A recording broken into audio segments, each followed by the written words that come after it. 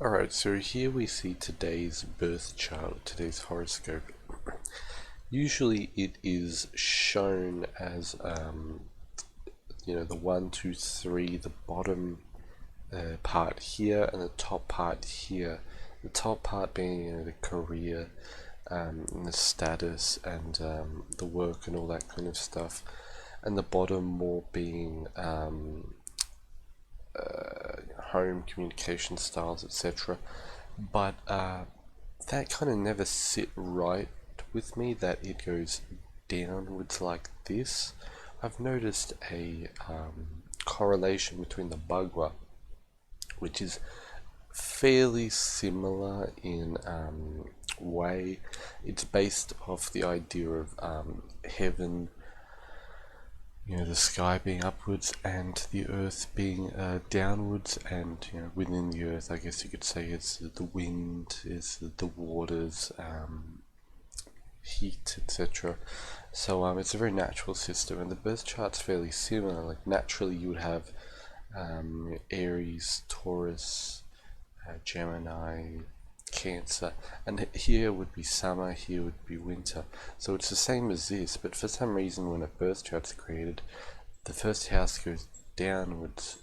So using some computer magic, we can actually change that. So quickly I'm going to do a few things, and oh yep, I think I'm almost there, and here we are.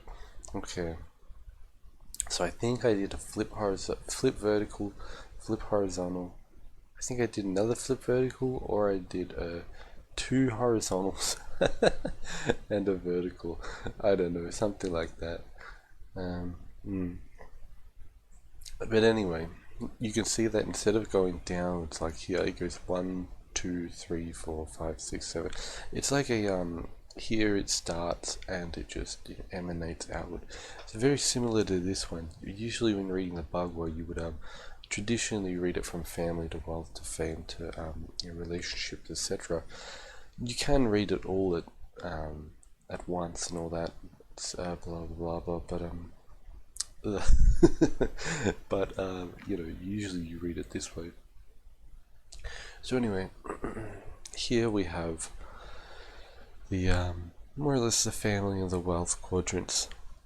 So you can kind of, I guess we can draw some lines here to kind of represent. So we would have a square and another square, meaning anything that's kind of in here, or actually I want to open it up a little bit. Yeah, so you can kind of do it like this, I guess you could say.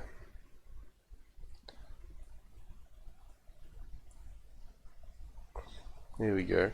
So we got 1, 2, 3, 4, 5, 6, 7, 8 unequal sides, just for the sake of reference. Wow, that's looking really messy.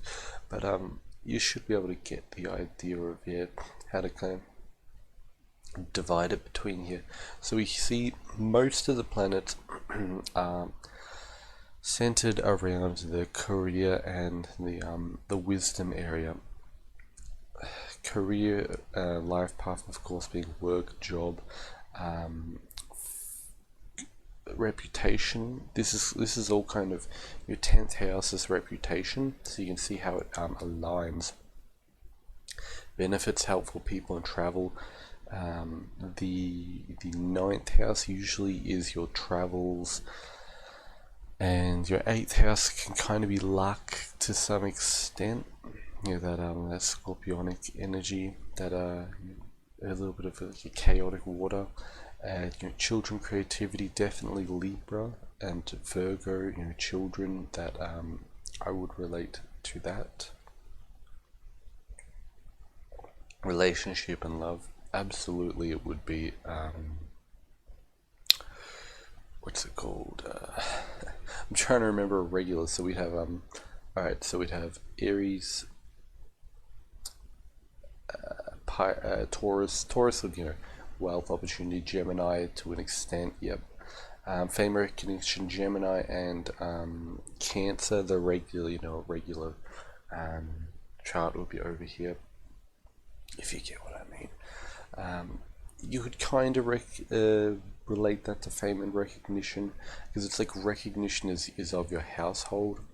Of course, this one says family over here, so I guess you can kind of relate that to the roots of the person, which, first house and 12th house, to an extent, is your experience you've gained,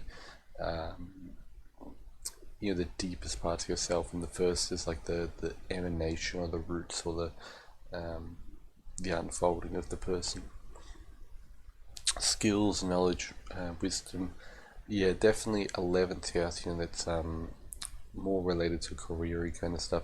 So this is kind of like 10th to 12th, you could say. If we get, yeah, that's a little bit better. I think if I rub it out, it'll do that. It'll rub the other pictures, so you just have to work with that. Anyway, so yeah, we can kind of see how a lot of today is at the 8th to the 12th, 2020, the 12th month that is it really just focused on these, this is yin, so downwards here this is like the yin 3, these are the yang 3, and these are kind of neutral-ish, but this is more, like this side is more, which one would be more yin and yang? I'm not sure. I feel like this whole area is quite, actually, no, never mind. Maybe this area is kind of more yang, this area is more yin. So yeah. Anyway. Oh, now that I look at it, yeah, this area is more yang or positive. So what do you call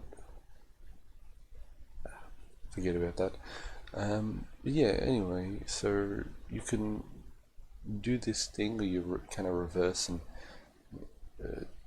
make it so birth chart goes 1, 2, 3, 4, and you can relate the sides to the Bagua and get a better look or understanding of your own birth chart, just in a very simple way. Like maybe you've been looking too deeply at like the 10th house and being, oh, what is my, well, the 11th house is like, what is my career, what is my status, and it just opens this up for you, just brings it open. The little complexities is when, because this is an equal house system, this is I believe it, yeah, it is an equal, it gets a little bit complex, but you can just generalize it. You're just gonna get a general idea of how things are, so that's all.